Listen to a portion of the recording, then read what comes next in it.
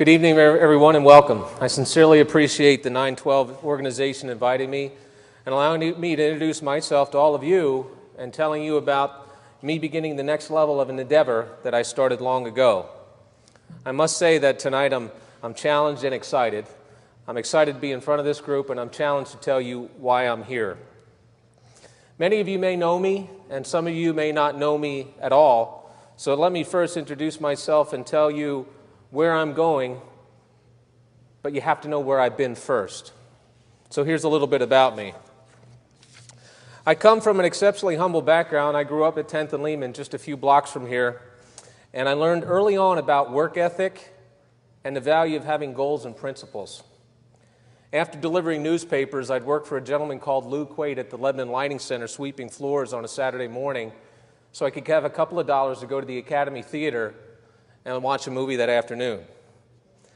And from those few small experiences, I soon came to realize that dedication and hard work and being focused were becoming the mantra for my life. Hard work yielded the result that I wanted. But what allowed me to do it was living in a community that fostered opportunity and created an attitude for success. I lived in a community that had role models and selfless leaders who wanted to perpetuate a legacy of success. I desperately wanted to be in that position one day so I could impart that idea to others so they could enjoy the successes that I had. So I became the first person in my family to graduate from high school. I graduated from the United States Naval Academy. I married an incredible woman. I defended our Navy, our nation, as a U.S. Navy combat pilot.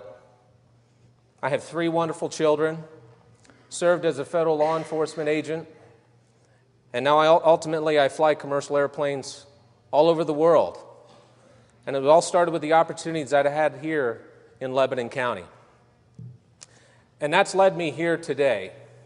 And I've always maintained the optimism I had growing up, and I've never lost sight of where I've come from. So a few years ago, I decided to give back to the community what it had given me: a vision of optimism, security, loyalty, and profound fairness. I wanted to give back to the community that had so much opportunity to offer, and it was just there for the asking. So in 2010, the citizens of Lebanon had enough trust and confidence in me to vote me on to the Lebanon City Council, where I'm chairman today. And I campaigned as a very staunch conservative, and I've maintained those ideals throughout the past 4 years. And here's what's happened. I've been referred to as the alternative vote, voting no to tax increases and greedy corporations demanding more money from the city. And I believe I've become a symbol of a local leader protecting the average citizen. I've also been described as the most fiscally conservative member of City Council, and I've set a tone for reining in spending and focusing on keeping the city clean, safe, and promoting business. During my tenure, the city has reestablished the city's graffiti abatement program, keeping our community clean, increased accountability in several city departments, and we've established a local economic revitalization tax assistance program as a tool to enhance, promote, and aid small business, which we all know is the backbone of our nation. We've increased the police roster to its full complement to maintain our safety, and finally, after several years, we passed a fiscally sound budget that did not incur a deficit and developed a capital reserve for future city-enhancing programs. This has all been accomplished without placing a heavy burden on the taxpayer. It was all done because of a positive vision for our community. It was all done because of sound leadership being proactive and loyal to the citizens in making the community the best it could be. I've also been a champion for citizens' rights. Who would have ever thought you would hear arguments about the Constitution at city council meetings? Me. That's who. I've often argued citizens' property rights and free speech by voting against overstepping regulations. And most notably, I voted against overregulating federal agencies that sought to impose hefty fines on our citizens for something as simple as having grass clippings in the street. We do not need more government, but what we do need are more effective leaders in government who are willing to give honest answers and straight talk to the people that elected them. So that's where I've come from, and now where am I going? Well, the answer to that is very simple, and that's Harrisburg. I want to continue, and I have to emphasize this, public service, not party service, for the same reason I started 4 years ago, to help continue to enhance the opportunities that I had while I was growing up. I want to sustain the democracy envisioned by our country's founders, and I'm able to do that because I have a deep understanding of the people here and their values, because I am the same as you. But don't misunderstand me, please. Government is not here to hold your hand while you live your lives. Government is here to provide a safe and clean community and promote a successful business atmosphere. And we must hold our government accountable, and we will do that. We will do that through transparency and information flow. We will do that through limiting unnecessary spending. And we'll do that through ensuring that if you own your home, you will not lose it to unfair property taxes.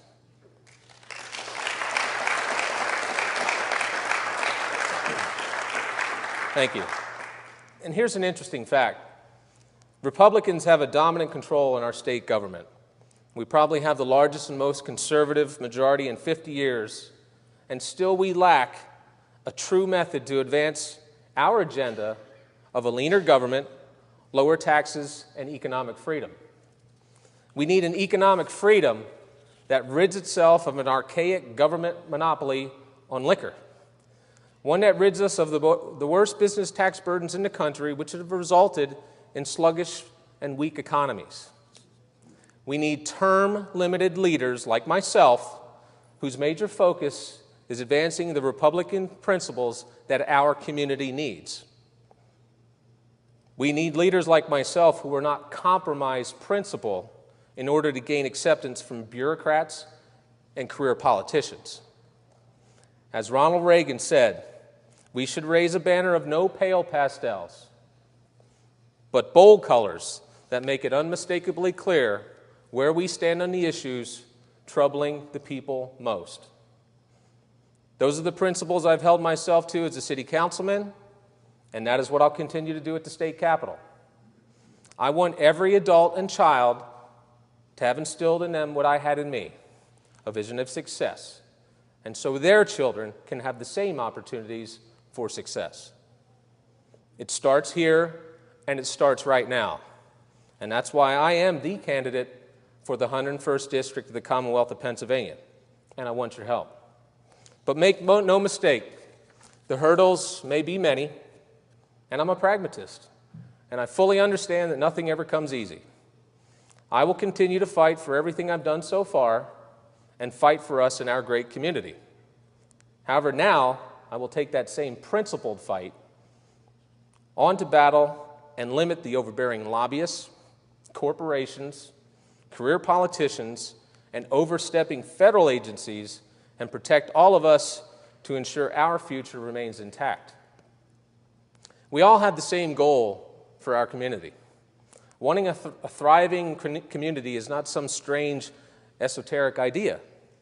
We all want our quality of life to flourish, and let's make it happen together.